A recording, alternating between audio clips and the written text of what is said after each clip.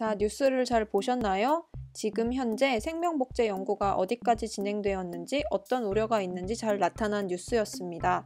이제 과제 문서를 보면서 선생님과 생명복제의 의미부터 정리를 해볼게요. 생명복제란 동일한 유전 형질을 가진 생명체를 인위적으로 만들어내는 기술을 말합니다. 생명복제는 똑같은 유전자를 가진 생명체를 만들어낼 수 있는 기술을 말합니다. 생명복제의 역사를 잠깐 살펴볼게요. 생명복제는 처음에 이렇게 양서류, 어류에서 시작하여 1996년 복제양 돌리의 탄생으로 포유류 복제 연구가 시작되었습니다. 돌리 귀엽죠? 그리고 뉴스에서 보았듯이 2018년 원숭이 복제에 성공했습니다. 작년에는 5마리가 더 탄생되었다고 해요. 인간 복제나 동물 복제나 복제 기술의 과정 자체는 유사합니다. 생윤 배우면서 이런 것까지 해야 하나요? 고통받는 문과 친구들이 있을 텐데 윤리적 쟁점을 이해하기 위해서 어떤 과정으로 만들어지는지를 알아야 해요. 딱 거기까지만 이해하고 넘어갑시다. 먼저 생명복제는 복제 대상으로부터 폐세포를 채취합니다. 그리고 난자를 제공할 동물 또는 개체로부터 난자를 제공받습니다. 그리고 이 난자에서 핵을 제거합니다. 이 핵에는 이 난자를 제공해준 동물의 유전 정보가 포함되어 있어요. 이 유전 정보를 제거함으로써 체세포를 제공한 동물의 유전자만 복제하려고 하는 거죠. 이 핵을 제거한 난자에 체세포를 넣고 용합시켜 수정란을 만듭니다. 그리고 이 수정란을 대리모 역할을 해줄 동물에게 이식하여 출산을 하도록 하는 거죠. 여기 실험 과정에 필요한 것들만 다시 짚어볼게요. 체세포를 제공하는 복제할 대상, 그리고 이 체세포를 이식하여 배양해야 될 난자 필요하죠. 그 다음 수정한 것을 이식해야 될 대리모 역할 필요합니다. 이런 과정을 거쳐서 우리나라에서는 지금 현재 개, 소 이런 포유류의 복제를 상업적으로 이용할 수 있을 정도로 발달했다고 합니다. 그럼 이런 동물 복제의 윤리적 쟁점에는 무엇이 있는지를 살펴볼게요. 먼저 동물 복제를 찬성하는 사람들은 동물 복제를 통하여 우수한 품종을 개발하고 유지하는 것이 가능하다고 주장합니다. 특히 우리나라에서 동물 복제를 활용하는 분야인데요. 2016년 기사입니다. 체세포 복제견이 특수목적견으로 맹활약하고 있다는 기사입니다. 특수목적견이란 공항에서 볼 수 있는 마약 탐지견, 폭발물 탐지견, 인명구조견 등이 있습니다. 기사를 보면 마약이나 폭발물을 탐지하거나 동식물을 검역하는 특수목적견의 체세포를 복제해서 탄생한 복제견들이 우수한 능력을 그대로 물려받아 현장에서 맹활약하고 있다라고 하네요. 이 기사에는 30여 마리가 활약하고 있다라고 하고 가장 많이 활동했을 때는 61마리까지 공급되었었다고 합니다.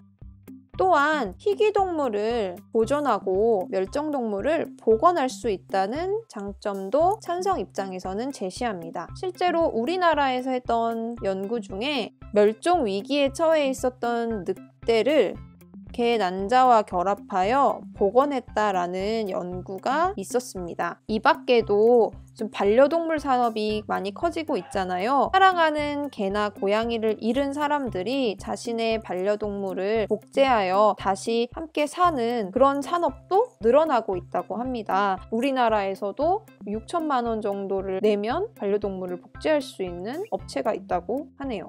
이제 동물 복제에 대하여 반대하는 입장의 근거를 살펴보겠습니다. 첫 번째 근거는 동물 복제가 자연의 질서에 어긋나는 행위라는 점을 제시합니다. 인간이 생명 탄생의 과정에 인위적으로 개입하는 것 자체가 자연스럽지 못하기 때문에 옳지 않다라고 보는 입장입니다. 앞으로 생명 관련 윤리적 쟁점에 반대 근거로 계속 등장을 할 거예요. 여러분 이미 안락사 반대 근거에서도 자연의 질서에 어긋나는 행위다, 자연스럽지 못한 행위다 라는 근거를 공부했었죠. 물론 자연스러운 게 뭔데? 이런 반론을 받을 수도 있습니다. 그 다음 두 번째 반대 근거는 동물이 인간의 유용성을 위한 도구로 여겨진다는 점입니다.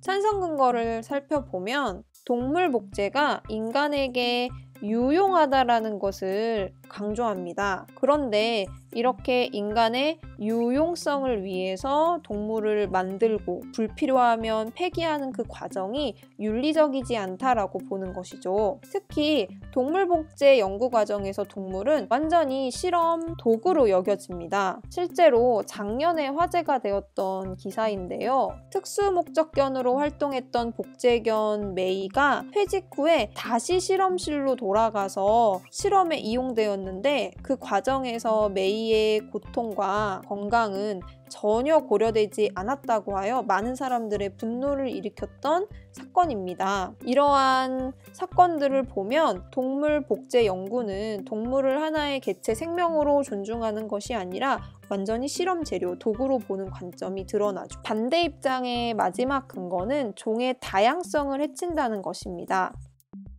이런 질문을 하는 친구들이 꼭 있습니다. 멸종동물을 복원하면 종의 다양성을 오히려 살리는 것 아닌가요? 그런데 동물 복제를 할 때 어떤 동물을 복제하나요? 인간의 필요와 관심사에 의해서 선별하여 복제를 합니다. 우수한 유전자를 가지고 있는 특수 목적견들 또는 우유 생산량이 많은 소, 사람들이 관심 갖는 늑대, 이렇게 인간의 관심사에 의해서 선별되어 복제되기 때문에 자연 상태의 많은 다양한 종들을 고려하는 것이 아니라는 거죠. 그래서 오히려 종의 다양성을 해치는 과정이다 라고 보는 것이 반대 입장의 주장입니다.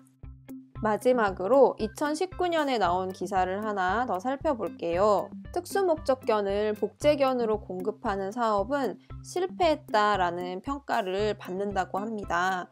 왜냐하면 질병에 걸리거나 병사하는 비율이 높았기 때문이라고 해요. 사실 동물 복제 기술이 안정적이고 완전해지기 전까지는 이렇게 병이나 빠른 노안으로 고통받는 복제견들이 계속 생겨날 수밖에 없겠죠.